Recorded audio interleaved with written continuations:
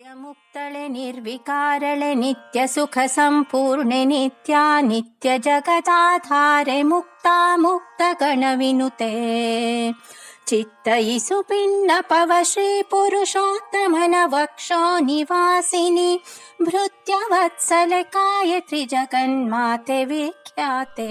ನಮಾಮಿ ಕೃಷ್ಣಂ ಪ್ರವಿಲುಪ್ತ ತೃಷ್ಣಂ ಸ್ಮರಾಮಿ ಬಾಲಂ ಮನಸಾ ಸದಾಲಂ ಭಜಾಮಿ ದೇವಂ ದುರಿತೌಖದಾವಂ ದಯಾಭಿರಾಮಂ ದಯಿತಂ ನಿಕಾಮಂ. ದಾಸವರ್ಯಂ ದಯಾಯುಕ್ತಂ ದೂರೀಕೃತ ದುರಾಶಿಷಂ ಹರಿಕಥಾಮೃತ ಸಾರವಕ್ತಾರಂ ಜಗನ್ನಾಥ ಗುರುಂ ಭಜ. ಶ್ರೀ ಹರಿಕಥಾಮೃತ ಸಾರ ದೇವತಾ ತಾರತಮ್ಯ ಸಂಧಿ ಪದ್ಯ 2. ನಿತ್ಯ ಮುಕ್ತಳೆ ನಿರ್ವಿಕಾರಳೆ ನಿತ್ಯ ಸುಖ ಸಂಪೂರ್ಣೆ ಎಂಬ ಈ ಪದ್ಯದ ಮೂಲಕ ಶ್ರೀ ಜಗನ್ನಾಥದಾಸಾರ್ಯರು ಜಗನ್ಮಾತೆಯಾದ ಶ್ರೀ ಲಕ್ಷ್ಮೀದೇವಿಯರನ್ನು ಸ್ತೋತ್ರ ಮಾಡ್ತಾರೆ.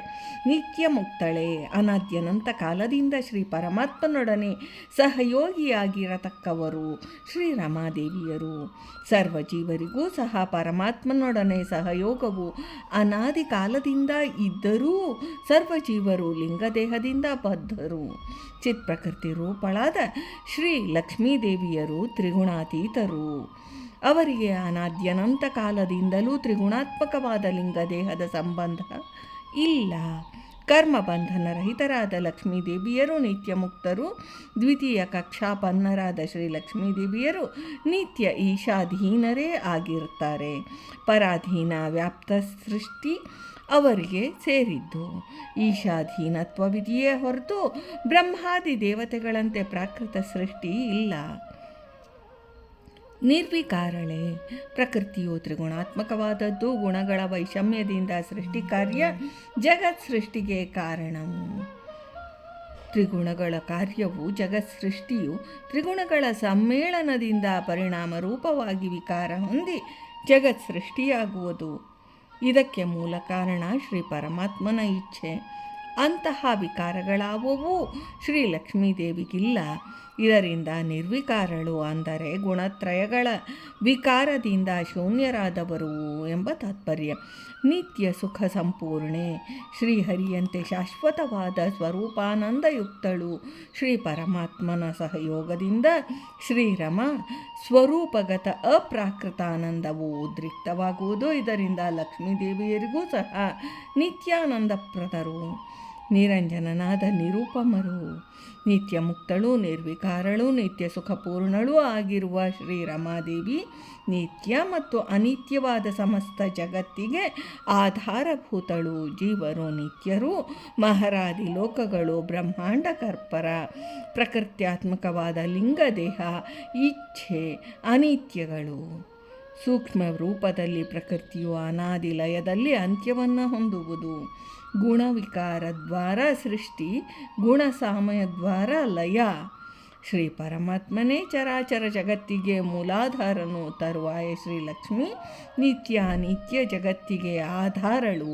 ಮುಕ್ತ ಮುಕ್ತಗಣವಿನುತೆ. ಸಾಧಕ ವರ್ಗದಲ್ಲಿ 2 ಪ್ರಕಾರ. ಸೃಷ್ಟಿಗೆ ಬಂದು ಸಾಧನೆಗಳನ್ನು ಶ್ರೀಹರಿಯ ಪ್ರೇರಣಾನುಸಾರ ಮಾಡಿಕೊಂಡು ಸಲಿಂಗರಾಗಿ ಶ್ರೀಹರಿಯ ಉದರ ಪ್ರವೇಶಿಸುವ ಅಮುಕ್ತ ಜೀವಗಣ ಒಂದು.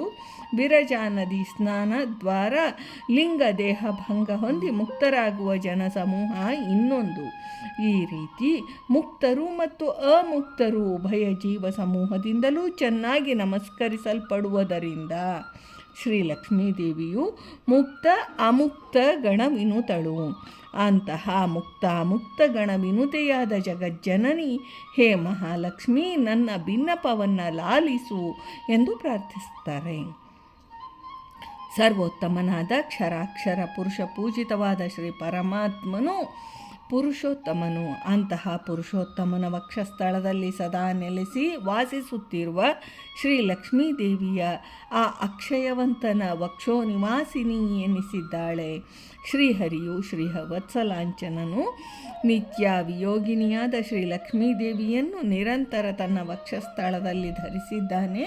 ಆ ಶ್ರೀಧರ ನಾಮಕನಾದ ಶ್ರೀಹರಿಯು ಭಗವದ್ಭಕ್ತರನ್ನು ಸದಾ ಸರ್ವಾವಸ್ಥೆಗಳಲ್ಲಿಯೂ ಸಂರಕ್ಷಿಸಿ ಅವರ ವಿಷಯದಲ್ಲಿ ಸದಾ ಪ್ರಸನ್ನಳಾಗಿದ್ದು ವಾತ್ಸಲ್ಯವನ್ನು ತೋರಿಸ್ತಾ ಇರೋದರಿಂದ ಸಕಲ ಜೀವರ ಮಾತೆಯಾದ ಶ್ರೀರಮ ಭೃತ್ಯ ಭೃತ್ಯ ವತ್ಸಲೆಯು.